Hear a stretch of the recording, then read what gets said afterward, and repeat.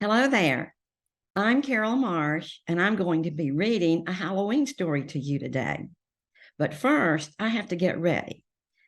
Let's see. I don't think I can read a Halloween story without my pumpkin. Put it over here. Without my candle, my orange candle. Let's see.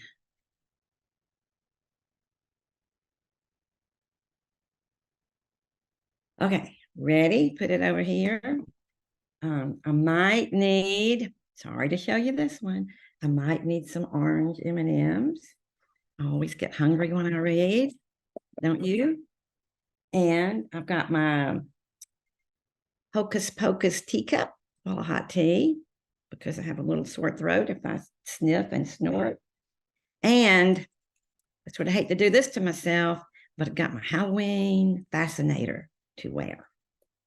So this is it. It has a point on top, and we'll just put it back down like that. Okay, I think I'm ready. One sip of tea. And here we go. This is a series of books, Halloween books I wrote a few years ago, and I had so much fun doing it. And one of them is called The Mystery on Haunting Lodge Road. And that's where I lived. I lived on Haunting Lodge Road. Another book was The Ghost Banquet. Been to many ghost banquets. Never had a feast quite like that. But the one I'm going to read to you today is called Welcome to Goblinville. Do we know what goblins are? I'm not sure, but we know them when we see them. We might have some in our family. And I'll tell you before I start that I have two goblins here with me today. One is white and one is brown, and both of them bark a lot. So if you hear that, just try to ignore it. They're just acting like bad little goblins, okay? All right, welcome to Goblinville.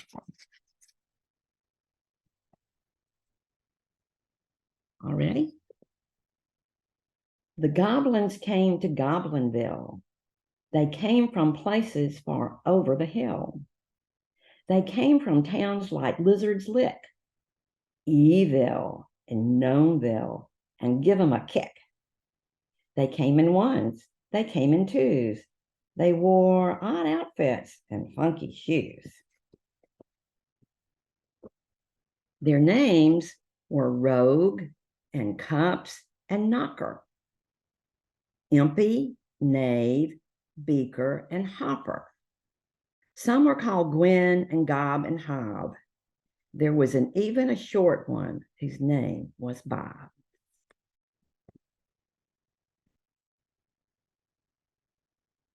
They were excited to see the places they loved, Haunted Hollow and Up Above, Moss Creek and Hidden Hut, and Falling Off Cliff where you can fall on your butt.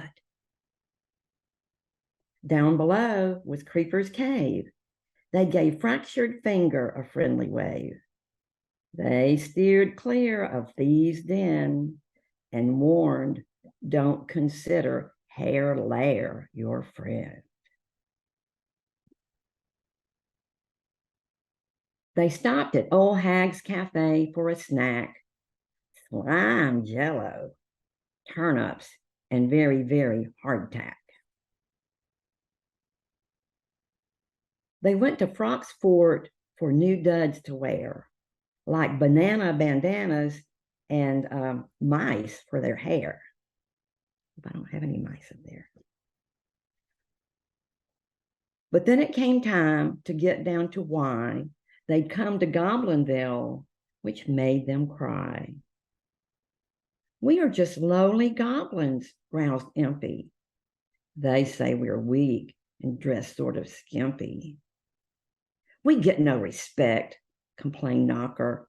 They say we are silly and off of our rockers. It's not fair, said Knave, for others to say that we're not brave. It makes me sad, cried Gwen, when I am called ugly and can't find a friend. It's hurtful, said Gob, and it's not nice, said Hob, to be bullied and called a slob. It isn't, is it? Called grouchy and sly, bumbling and sly, scamps and tramps and tricksters who lie.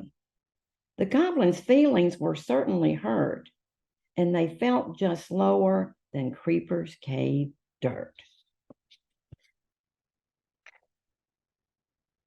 Instead of running about and playing the fool, they agreed to meet at the old ghoul school to discuss the matter and figure out what they were good at and could brag about, what they could wear, what they could share, anything to lead them out of despair, not to be lonely, not to be sad, not to be always considered bad.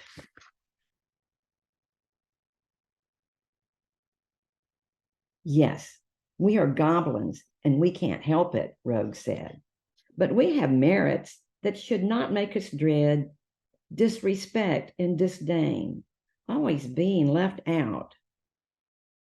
Let's list all our assets and then we will tout. I can make a big mess, boasted Cups, but I'm also good at picking things up. I can fix broken bikes and trikes, said Knave. With a screwdriver, I am very brave. We play chess, said Gob and Hob. We even let others play, like Bob, who's not very good and gets in our way, but it's sharing and friendship that should rule the day. You can count on me for a Band-Aid when you bung up your knee. I'll spit on it good so it won't hurt, bragged Snee. I'm good with hugs and kisses, said Gwen, which made the other goblins blush and grin.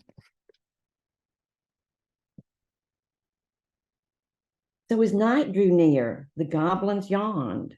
They could agree that they were worthy and nothing was wrong. All they could do was try their best, and whether others would accept them, they could only guess. What day is it, asked Sleeve. I think we forgot that it's All Hallows Eve. And so it was, October 31, the traditional night for trick-or-treat fun. A glance out the window showed them non-gobs were around and headed their way, and up on the porch they did bound. Knock, knock, knock, trick or treat! It caused the goblins to hop to their feet. Oh, what shall we do? Shall we tease? Shall we trick? Shall we scare them to death? Shall we throw them a brick? Of course not, said Gwen. We shall show the non-gobs our true selves. And she pulled out a big bag of candy from the cloakroom shelves. We are dressed in our best. We are made for this night. Let these kids have the privilege of giving us a fright. Gob opened the door. Hob waved them in. They dished out the candy and made a new friend. Of each of the kids, who thought the goblins were swell. This is the best place we've been to tonight. You treated us kindly. You treated us right. Your costume and mask are really, really cool. Can we come back tomorrow and visit your school? The goblins grew shy and knew not what to say, but they felt 10 times taller and proud of the way that they'd been accepted and each made a new friend. Yes, please do come and visit. We'll see you at 10. You can stay for lunch. We're having fart soup.